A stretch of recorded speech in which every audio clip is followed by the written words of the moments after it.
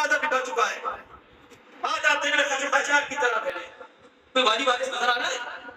کوئی بچانے والا نظر آ رہا ہے؟ ہمیں احتجاج کرتے ہیں کہ اقوام متحدہ صاحب ہماری مدد کر دو.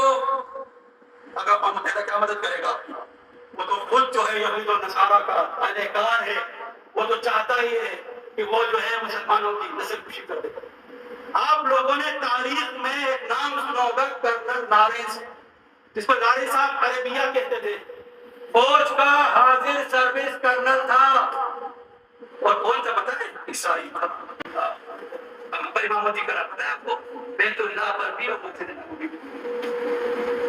اس نے نفرتوں کے بیچ بوئے.